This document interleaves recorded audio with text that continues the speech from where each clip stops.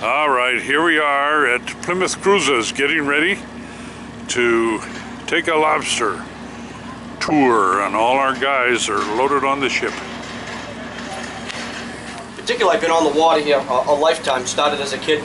This boat that's pulling out, there's a company that's done whale watching and deep sea fishing. I worked for them as a kid and ran the boats for 24 years before starting this, and done lots and lots of trips with commercial fishing in the wintertime and passenger boats spring, summer, and fall. So I got kind of a unique blend of combining the commercial side of things with the passenger boat side of things, and we try to take you out. And on this particular trip, we call it a lobster excursion, and our goal here is to show you how lobsters are harvested off the ocean floor. I have another boat, a small commercial lobster boat, and years past I used to get into it more and fish part-time. This business here now takes me 7 days, and I don't have the time for the commercial side of it, which is what I'd hoped to do, is kind of grow out of it. But I still have the boat sitting on a mooring out here. But our trips are about a 15-minute boat ride from the dock, and they've been in the water since late March of this year.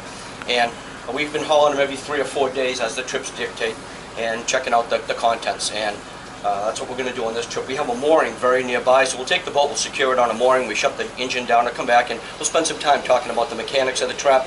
We'll take all the critters that we catch and harvest. We like to pass everything out around the boat. We always encourage hands-on participation, always looking for your questions. We'll try our best to answer them. Before getting underway, we always do a safety orientation, and whether you're aboard this boat or anybody's, it's always proper to know where some of your safety gear is kept. Life jackets are a little part of that. Store them in 2 spots. First down these stairs, a couple steps to your left, we store a little over 70 adult jackets. 90 pounds or better, you go into the big size. We do a bunch of kids trips on this boat. We do a pirate cruise, we do ice cream cruises.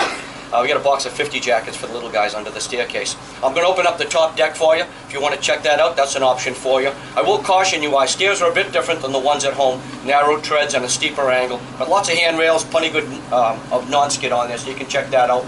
We have an open bow for you. Both these doors take you out to the pointy end, and you'll find a pretty nice summer morning there, and some seating out there, so you can check that out as well. So feel free to check out the whole boat. And with me today is Paul. Paul and Paul, we'll make it easy for you. We're the crew here. So if you need anything at all, please come see us. And we're going to do our very best to take good care of you. Now, are you folks from out of state? I just want to know how much I can lie. Yes. Folks, not all. Yes, you can lie as much as you want. That's good to know. But I want to know I can get away with it. I'm trying to side you out. But any questions at all before we take off? All right, nice to have you here. You got a great morning. You were down here 2 hours ago. We had thick fog. Couldn't see the first row of boats in the morning. It's burned off nicely here. Actually, a little bit of it's still hanging. You'll see it off in the distance. Yeah. But it's starting to burn off nicely, like it should. All right. You got a great day for you. Weigh in already. But we have a 9-foot tide every 6 hours here. You'll see that black line. Come back here around 4 this afternoon. That's where this water level will be. It comes and goes 9 feet. If we have a full moon or a new moon, it exaggerates to 12 foot. And for those of you who were in this area this past winter, it was pretty miserable here. The end of January into the 1st of March. And we had almost double the snow we usually get. The worst part of it was ice. We had 8 inches of ice right here. Whoa, my God. All around these docks. Our boats get hauled out. We put them in the parking lot for the winter. But we had all these docks get all torqued out. We got to haul them out and do them all over. The hinges got torqued and twisted. And you see how our docks ride up and down the piles? Yeah. There was so much strain with the movement of ice and tide, it locked in our rollers, and it wouldn't allow the docks to go up and down. These docks were 3 feet under the water one day. I come down the next day, they're 3 feet hanging out of the water. It was an absolute mess. We ended up ripping out all the eye bolts. It's just a mess. Yeah. This dock used to be 80 feet. It's only 70 feet now. The whole stretch behind us here, where that little blue boat is, get jacked under the pier. There used to be another 10 feet long. We had to get a dumpster down here and cut it up with chainsaws. 4-degree temperatures. It was awful. But, so when the tide comes in, does the gangway go up? Yes, sir. So it won't be as steep going up as it will. That's correct. Something to look forward to. That's why we need 40-foot ramps to adjust for that 9-foot tide on average to make it adaptable so people can handle it. All our ramps here are 40 foot, sometimes longer. As we spoke of earlier, commercial lobstermen have hydraulic haulers on their boats to get their gear on board. We do it the old-fashioned way. We haul them by hand, but we do it with volunteers. Traps that we fish are wire traps. If you were a lobsterman 50 years ago, you would have seen a lot of wood traps being caught over our docks. That is not the case. Wire traps make up almost most all the gear that's gone into the water. Look at volunteers. Anybody feeling strong here? Come on. I need somebody. Don't make me come back there. Grab that rope. Yeah, you can grab it and pull, matey. Years ago, this would have been the way to get your gear to the surface, hand over hand.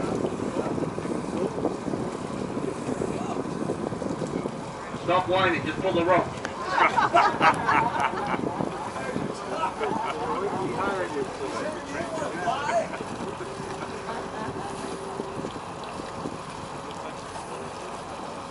We got something, Pull it up. You got a stick. yeah, I'll pick one. You caught something. You caught a stick. Let it go.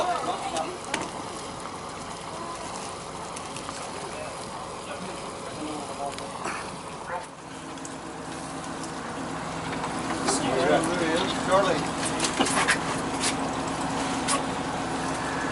We got a respectable sampling of critters on board with our tank, and what we've caught. We're gonna secure this boat. I'm gonna come back and join you.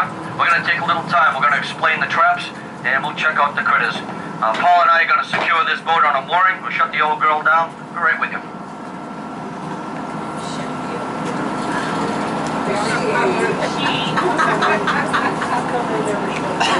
Good canal. Good canal. Yeah. And he had a trap there, but they caught nothing all year summer. Wow. Nothing. This is very unusual. So You got a runner. On the bottom, there'll be lots of these. When you start hauling the trap up, much like when you're sifting sand, you'll shake all the small stuff through, but there's a lot of little stuff that goes in the trap. Watch out for the poisonous stinger. When did they switch from the wooden traps? It's been a fish for about the first week as the trap is getting waterlogged, it bubbles, and you won't catch anything in it. Wide trap will fish the very first night. So there's a number of reasons. Plus longevity. We have a worm that lives in our mud, and you have to bring wood traps home once a year to dry them out. If you leave them out in the mud for over a year, I don't know the name of the worm, but it's like a termite on land. It'll go and it'll eat all your wood traps up. So you're going to bring them home and dry them out. Sometimes you're going to dip them in chemicals to preserve them. It's more work, and you get more longevity out of a wire trap. Easy to repair. So that's basically it. Come on back, guys. Have a seat. We're going to be a little bit. They can let that go. How long does it take? What's our last day? Crabs, I'm not sure. And there's certainly different crabs here we're going to show you. We got a variety here to share with you. So on a commercial boat, you might have 10 of these that come in, and then you go back and put all 10 at one time? What we would do, if I was on my commercial boat, I'd have 10 of these all tied together. And what you're going to have is, we all fish, this is really inshore. On the other side of this beach, it takes you out to Cape Cod Bay. So we'd fish what's called a trawl, and a trawl would be a string of traps. And what we would do, we're going to run the thing, say, east and west. We have a predetermined direction that we all set our gear, because you can only imagine if you put strings of traps out like tic-tac-toe, what a mess you have. So what we do is, on the east end or the north end, you'd put a double buoy. You'd have two buoys.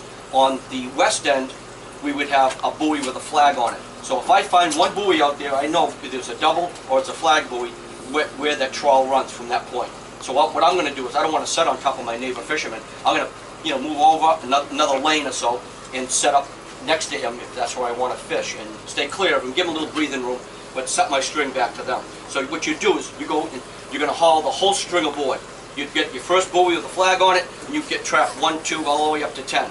And as you're working on your trap at the rail, the hauler is out doing the hauling for you. You put your hauler on slow, and it'll bring up that trap probably within 30 seconds, 45 seconds. It's quick.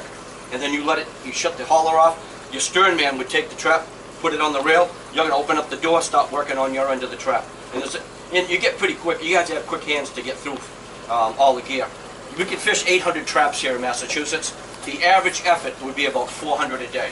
So basically, if you're fishing the 800, you go out on Monday, haul 400, go back out on Tuesday, haul the other 400, take Wednesday off, start the whole cycle again. So effectively, your gear is sitting on the bottom for 3 days.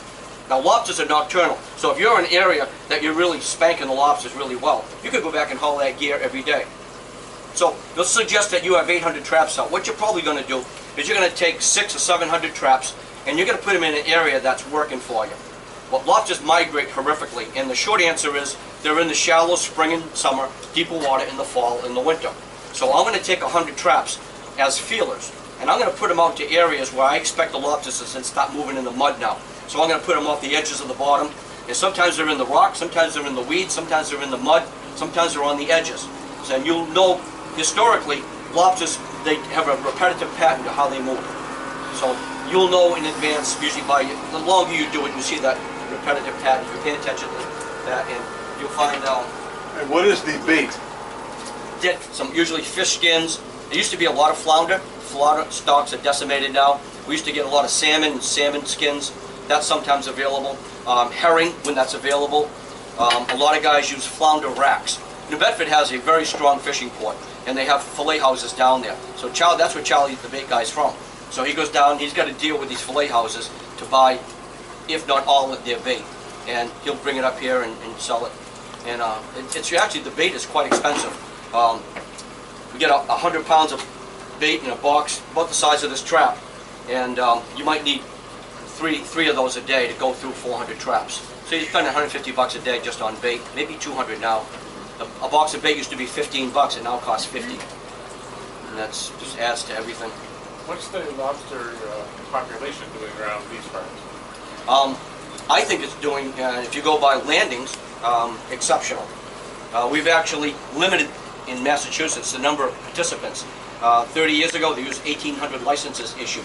They've migrated it down to 1,300 licenses. To be quite honest with you, there's about 900 guys that make their living from selling lobsters as their primary livelihood. There's a few guys that are part-timers. You know, they have a job 9 to 5 and they come out weekends in holiday gear.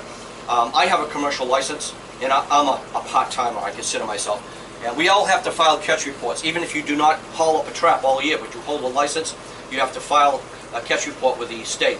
And so we believe our records are fairly accurate, because about 15% of all the fishermen get audited to make sure your landings do reflect your reports.